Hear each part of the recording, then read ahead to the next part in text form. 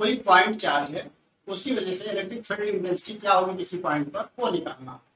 मान लीजिए हमारे पास एक Q चार्ज है, प्लस है, और इससे R डिस्टेंस, यहाँ पर कोई R डिस्टेंस पर कोई पॉइंट है, यहाँ पर मान लीजिए वो पॉइंट P, और इस P पॉइंट पर इस Q आवेश के कारण intensity of electric field find out करना, इलेक्ट्रिक फील्ड की वैल्यू निकालना।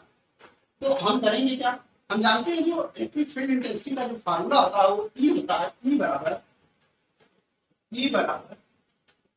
F डिवाइडेड बाई Q, ये होता है। यानी जो फोर्स लगता है उस पॉइंट पर किसी Q0 आवेश पर, वो फोर्स डिवाइडेड बाई Q0, वो आवेश का परिमाण। तो हम करेंगे क्या, हमको फोर्स चाहिए, फोर्स दो आवेशों के बीच लगता है, तो हम इस पॉइंट पर जहां पर इलेक्ट्रिक फील्ड की इंटेंसिटी निकालनी है वहां पर पॉजिटिव चार्ज रखेंगे। कल्पना करिए कि यहाँ पर एक पॉजिटिव चार्ज प्लस Q0। अब इस प्लस Q0 पर ये Q बल लगाएगा, वैद्युत बल लगाएगा।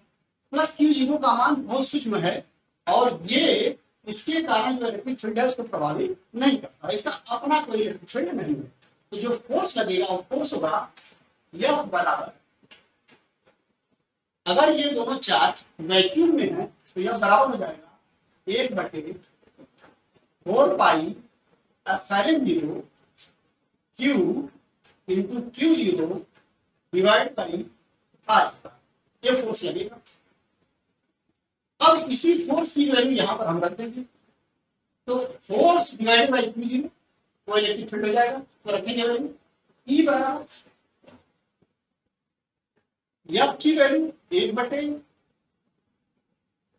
1/4 pi epsilon 0 Q into Q0 divide by R, ये F की वैल्यू E और divide by Q0 1 by Q0। अब ये Q0 से Q0 कैंसिल हो जाएगा, तो जो इलेक्ट्रिक फील्ड आपको मिलेगा वो इलेक्ट्रिक फील्ड बराबर होगा 1/4 pi epsilon 0 4 pi epsilon 0 small q divide by R square, ये होगा। तो किसी पॉइंट चार्ज की वजह से उससे R डिस्टेंस पर कोई पॉइंट है, वहां पर इलेक्ट्रिक फील्ड E बराबर होगा 1/4 pi epsilon 0 Q by R square. ये तो तब है जब ये चार्ज वैक्यूम में, निर्वात में या वायु में है।